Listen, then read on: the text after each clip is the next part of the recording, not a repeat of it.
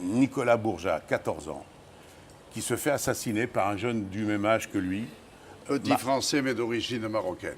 Voilà. Et là, vous allez, parce que vous êtes très ami avec Michel, son père, je crois, et là, vous allez être confronté, alors pour la vraie vie, entre deux solutions.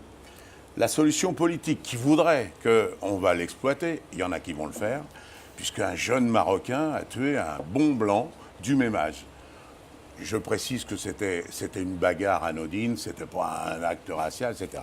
Et là, vous avez eu un courage, je le salue, parce que c'était prendre un risque énorme en faisant ce que vous avez fait, c'est-à-dire abandonner complètement ce terrain, de vouloir profiter un peu de cette odeur nauséabonde qui voudrait profiter de chaque événement.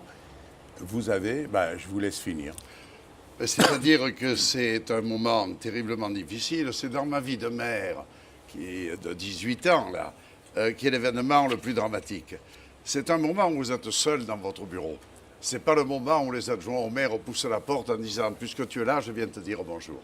Donc on est sur ce drame terrible de deux adolescents, l'un tuant l'autre.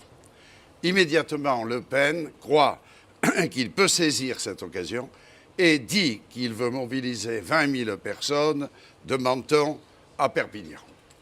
Et toute la semaine va être dominée par cet événement.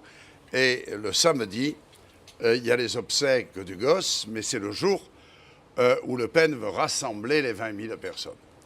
Moi, je suis seul dans mon bureau à l'hôtel de ville. Je suis ministre en plus à l'époque, Bernard. Et à ce moment-là, je me fais renseigner sur le nombre de gens qui vont être là. Et on me dit 4 000, 5 000, 7 000 personnes viennent clamer la haine de l'autre et tout ce que l'on sait de ce qui peut être dit. Moi, j'avais dit au préfet, on enterre le gosse avec l'accord de Michel Bourga, de Madame Bourga, à 14 h dans une petite église, Saint-Pierre et Saint-Paul, au sommet de la Canebière, là-bas. Et le préfet, puisque j'étais ministre, me dit, je viendrai vous chercher. Quand nous arrivons aux obsèques de gosse, il y a déjà plusieurs milliers de personnes devant l'église. L'église est tout petite. Derrière moi, il y a Guy Hermier, le député communiste. Tous les parlementaires sont là. J'avais dit à l'archevêque, au cardinal Panafieux, c'est vous qui ferez l'homélie et vous seul. Et nous, on sera là. Et puis la police m'apporte au fur et à mesure les indications du nombre des participants. Et à un moment donné, on me dit, il y a plus de 7 000 personnes. Alors, le papier, je me tourne et je le donne à Guy Hermier, en lui disant, on peut être fier d'être Marseillais. C'est l'événement qui m'a le plus impressionné pendant 8 jours. Parce que pendant 8 jours, qu'est-ce que vous dites? Il a fallu parler à la télévision. Qu'est-ce qu'on fait? Non, mais voilà.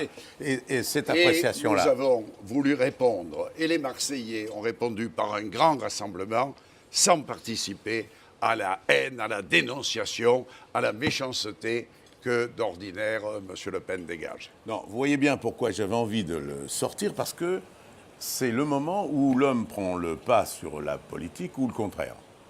Et la politique, ça aurait été raisonnable, au pire, de ne rien faire, de ne rien dire, de ne pas prendre parti. Donc, c'est un acte qui va tout à votre honneur, et je voulais le souligner.